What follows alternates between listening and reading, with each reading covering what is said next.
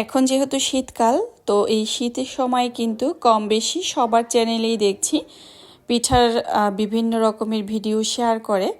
তো আমারও তো করতে ইচ্ছা করে, কিন্তু সমস্যা তো একটাই, পিঠা যে বানাতে পারি না। তো যাই হোক, যেহেতু পিঠা বানাতে পারি না তাই বলে কি পিঠা খাবো না, এটা আসলে নিজের কাছে খুবই খারাপ লাগছিল। তো নিজে নিজে প্রস্তুতি নিয়েছি, আসলে আমি যেভাবেই পারি সেটা, পিঠা ভালো হোক বা খারাপ, আজ আমি চেষ্টা করব আর দেখব আমার পিঠা হয় কি না। তো যাই হোক, পিঠা তো একেবারেই বানাতে পারি না, তারপরও চেষ্টা করেছি। আর যদিও পুরোপুরিভাবে তেমন ভালো একটা পারিনি, তবে আলহামদুলিল্লাহ খেতে তো পেরেছি। আর আমার যে একটা খাওয়ার ইচ্ছা ছিল সেটাও তো পূর্ণ হয়েছে। তো যাই হোক, আমি কিন্তু এখানে পিঠা একটু বানিয়ে নিচ্ছি। আর সেই সাথে ভাবলাম যেহেতু পিঠা বানাবো, আপনাদের সাথেও একটু শেয়ার করি। এই শীতের বেলাতে আমার চ্যানেলে সেরকম কোনো পিঠার ভিডিওই কিন্তু আমি শেয়ার করতে পারিনি। তো যাই হোক, ভাবলাম যে এই শীতের সময় এভাবে ভেজানো দুধ চিতই পিঠা খেতে কিন্তু ভীষণ মজার হয়। আর সবার ভিডিওতে দেখি সব আপুরাই কিন্তু খুব ভালো ভালো পিঠা তৈরি করে, যেহেতু আমিও পারি না, তারপর ভাবলাম যে একটু চেষ্টা করে দেখি হয় কি না। তো প্রথমবারে হিসাবে বেশ ভালোই হয়েছিল। তো যাই হোক, দেখা যায় ভেজানোর পরে পিঠাগুলো সকালবেলা যেরকম ফুলকো হয়, আমারগুলো কিন্তু সেরকম ফুলকো হয়নি। আর পিঠার ভিতরে কোথাও একটা সমস্যা ছিল, ভিতরে একটু আমার কাছে মনে হয়েছে যে পুরোপুরি আসলে সিদ্ধ হয়নি। তো যাই হোক, যেহেতু এত কিছু খরচা করে পিঠা তৈরি করেছি, আসলে এগুলো তো আর ফেলে দেওয়ার জিনিস না, তারপরও আলহামদুলিল্লাহ খেতে কিন্তু খারাপ লাগেনি। আর প্রথম চেষ্টা যা হয়েছে অনেক ভালোই পেরেছি, নিজের কাছে এটাই মনে হয়েছিল। তো দেখা যায় কি, বাহিরে তো এই পিঠাগুলো অনেক কিনতে পাওয়া যায়, তো সেগুলো বাসায় এনে যদি শিরা করে আমি তার ভিতরে ভিজাই, একটু আমার কাছে কেমন যেন লাগছিল। তো চেষ্টা করেছি যে আসলে নিজে যেরকম পারবো সেরকমেরই শেয়ার করব আপনাদের সাথে। আর নিজেরও খেতে কিন্তু অন্য রকমের একটা তৃপ্তি লাগবে। তো যেই কথা সেই কাজ, সেই অনুযায়ী কিন্তু পিঠাগুলো তৈরি করেছি। আর আমি তো এখন খুবই ব্যস্ত সময় পার করছি, যার কারণে ঠিকমতো ভিডিও শেয়ার করতে পারছি না।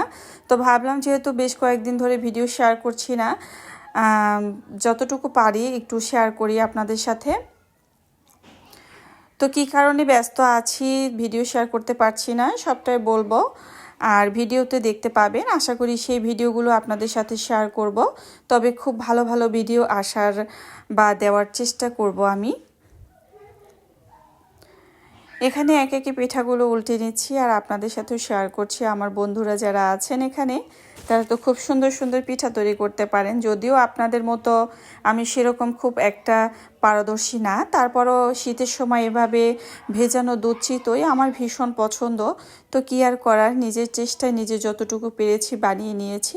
তবে আলহামদুলিল্লাহ পিঠা কিন্তু অতটাও খারাপ হয়নি, খেতে কিন্তু ভীষণ মজার ছিল।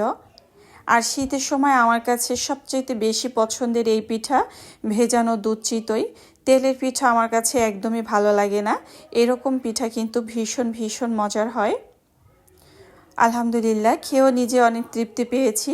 আর আমার হাজবেন্ড, ছেলে, মেয়ে যারা খেয়েছে সবাই প্রশংসা করেছে যে না, আসলে ভালো হয়েছে। তো আবারও যখন খুব ভালোভাবে চেষ্টা করব, মাকে জিজ্ঞেস করেছিলাম, মা আসলে এখানে কি ব্যবহার করলে পিঠাটা একটু নরম হবে, তো সে আমাকে বলে দিয়েছে যখন নেক্সট আবার ট্রাই করব অবশ্যই আপনাদের সাথে শেয়ার করব।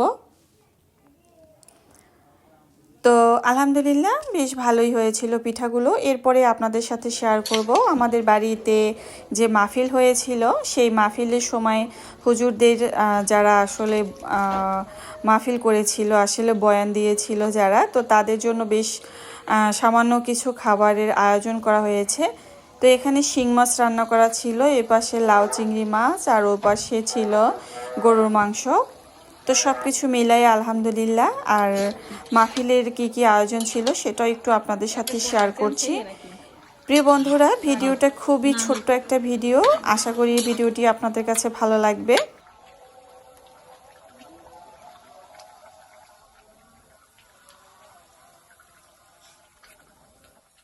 কি ব্যাপার মা, পানিতে মাংস এভাবে পানি দিল না? দিছিনি। ও এই তুই একটা বাড়ি কিনে দিই তো শর্মিলে দেখছি না ওই দুধ দেখছি তো সবাই আব্বে দেখছি দেখছো স্বামী ধূপ একটা লই যে এটাই হলাই তুই বসতে হয়ে গেছে